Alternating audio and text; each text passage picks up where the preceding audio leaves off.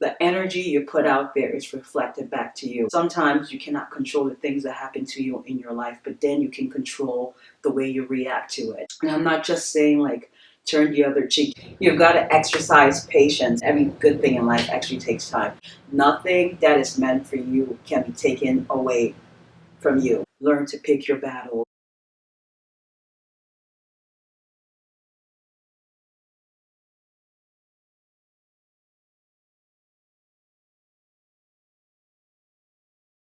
This brings me to my next point, the snowball effect.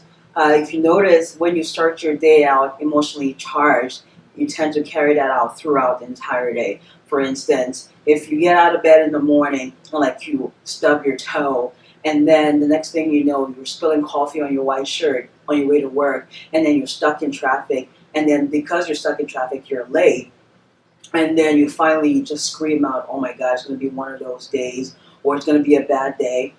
Notice how it is actually a bad day. Once you get to work, notice how your boss pulled you into the office to discuss your performance, and it's not to give you a compliment on a job well done. It's to tell you you're doing a terrible job.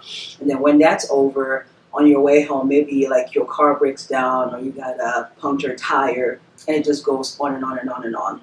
But there you go. You said it was going to be a bad day, so that's what the universe is giving you. So even if you do start out your day emotionally charged, you need to just like try to turn that around. I don't know how many times I've been headed to work and I'm thinking to myself, oh my God, I don't want to go, I don't want to go. But then I have to stop that pattern of thinking right away, stop myself in my tracks and say, okay, like I don't want to go, but I am going to have a great day. Not that it's going to be a great day or it's going to be a good day, but that I am going to have a great day because I am in control of the day. The energy you put out there is reflected back to you, which goes back to Newton's third law of motion. For every action is an equal and opposite reaction. Sometimes you cannot control the things that happen to you in your life, but then you can control the way you react to it. And someone cuts you off, you don't have to blow your horn unless obviously he's clearly about to cause an accident coming into your lane. Then you want to notify him, hey, I'm still here. For me anyway, that's what I do. I don't feel the need to blow my horn every time someone cuts me off or every time someone blows the horn at me. I don't have to give them the finger, just let them go. You didn't hit them, they didn't hit you. All is well. It's not that big of a deal. And I'm not just saying like turn the other cheek every time. What I'm saying is you need to learn to pick your battles. Not everyone who cuts you off is trying to be a jerk. Maybe they're just lost. If this is a tourist, like I live in a tourist area, a lot of the times the people are on your GPS because they don't know where you're going. So if you're driving slow or maybe they come into your lane too quickly, you've got to exercise patience. Patience is a virtue, which brings me to my next point about when you do ask God or the universe for something, you have to exercise patience, wait for it to happen. You cannot just ask him, oh, I want this, I want that, and expect it to happen like 2 seconds later. It takes time, and every good thing in life actually takes time. Nothing that is meant for you can be taken away from you. I'll say that again. Nothing that is meant for you can be taken away from you. For example, like if it's, for example, a husband is a good example. Like if someone is meant to be your husband, it does not matter how many people he dates or you date, you guys will end up together. It's meant to be for you. So there is no need to panic and be fighting over a man. There's this quote by Robin Roberts that I like to refer to, and I'm going to paraphrase it here because it's not like the exact same thing. She says that God has 3 answers for you whenever you ask for something. The first one is yes. The second one is yes, but not now. And the third one is, I think I have something better in mind for you, which ties back into the feeling of not being where you're supposed to be in life. Like every day that you're fortunate to wake up and see another day, that means that your job here on earth isn't done. Like you might veer off the path of what you're supposed to be doing in life, but trust me, you'll get back on that path because your internal guide will get you back on that path. For example, if you're doing a job that you hate, eventually you're going to get sick of it and then finally get back on the track that you're supposed to be on. In my humble opinion, I don't think anyone dies unless they have actually fulfilled whatever it is that they were put on this earth to fulfill.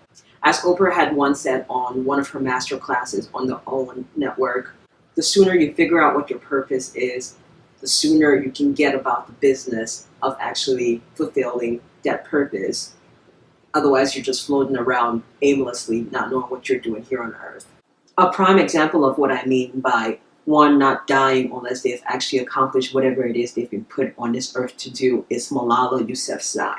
Now, if you're not familiar with Malala, she is a female Pakistani activist as well as the youngest recipient of the Nobel Peace Prize. Now, a little bit of background on Malala, and I'll link her story down below if you're interested in knowing more. A brief overview on her is she was shot at the age of 15 in Pakistan by a Taliban gunman who was trying to silence her. He shot her with the intention of killing her in retaliation because she was very outspoken about wanting females to be educated. And she was shot somewhere here, like with the intention to kill her, but that didn't happen. She was in a coma for quite some time and then got transferred to a hospital in England where she was later brought out of her coma and recovered there. And needless to say, she's gone on to receive the Nobel Peace Prize, the youngest person to ever get that award. She has a few books out. She even has a movie out, and on and on and on. And she only just turned 21. So this gunman tried to silence her because she was outspoken about wanting females to be educated, but it never worked. So her purpose here on earth had not been fulfilled at that age of 15, so she never died. This goes back to the concept of being thankful and grateful for not just every day that you have, but just in general. I try to apply that to my life. Try to be thankful for the things that I have, not necessarily the things that I don't have, because I feel like those things that I don't have in due time will come to me with hard work. Like I said, you can't just like visualize, oh, I want this, and it happens. You actually have to put work towards it. And no matter how thankful I think I am, unfortunately, stuff happens that's going to knock me off that being thankful pedestal. And I just have to bring myself back to that concept of the law of attraction. You attract what you are, not necessarily what it is that you want.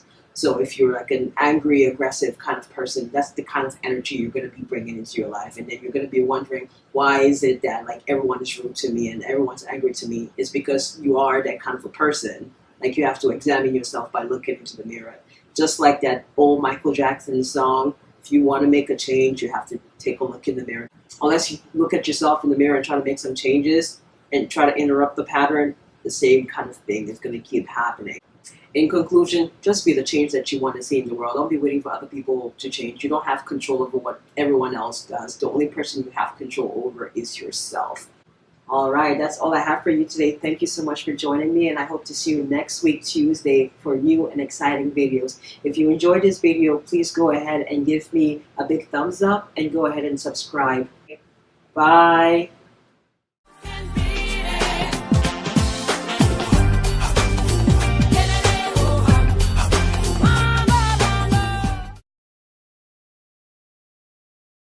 So that you can actually fulfill it and like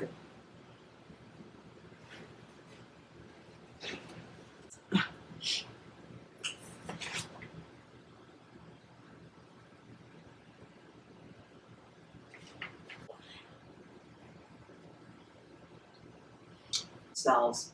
You cannot do this on your own.